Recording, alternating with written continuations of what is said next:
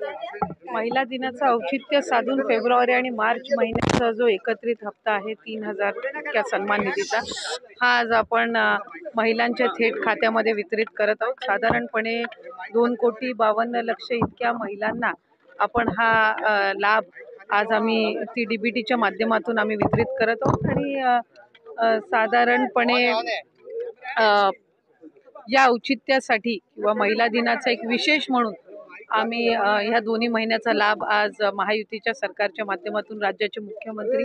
आणि दोन्ही उपमुख्यमंत्री यांच्या सूचनेनुसार आज सुरुवात केलेली आहे। ताई, आज खरं तर महिला दिन आहे आणि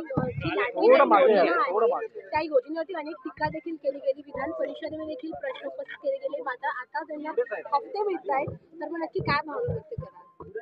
एकही महिना असा नाहीये की ज्या महिन्यात महिलांना लाडक्या बहिणीचा हप्ता मिळाला नाहीये। डिसेंबर महिन्यामध्ये सुद्धा आचारसंहिता संपल्यानंतर झालेला आहे, जानेवारी महिन्यामध्ये सुद्धा वितरित झालेला आहे, फेब्रुवारी महिना आणि मार्च महिना 8 मार्चचं उद्दिष्ट आम्ही ठेवून त्या ठिकाणी ती तयारी करत होतो, जेणेकरून एक विशेष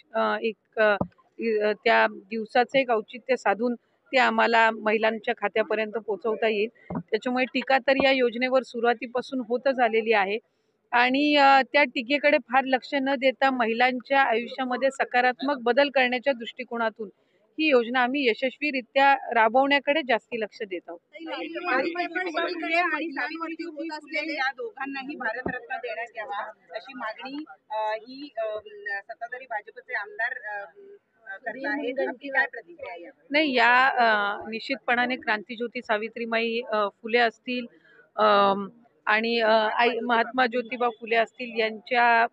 जी काही मागणी आमचे सन्मान्य वरिष्ठ सदस्य आहेत, ते माजी मंत्री सुद्धा आहेत, यांनी केलेली आहे आणि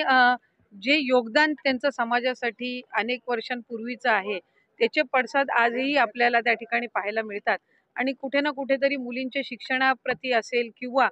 त्याचबरोबर समाजामध्ये जी काही सुधारणा आहे ही याची जी सुरुवात असेल,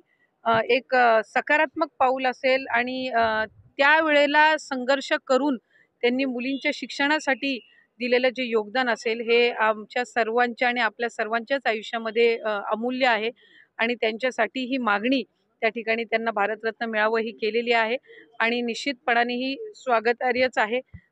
मला खात्री आहे की केंद्र सरकार, देशाचे लोकप्रिय पंतप्रधान नरेंद्र मोदी साहेब याची योग्य ती या मागणीची दखल घेऊन एक आम्हाला सकारात्मक त्यांच्याकडून त्याचे एक उत्तर ऐकायला मिळेल अशीच मी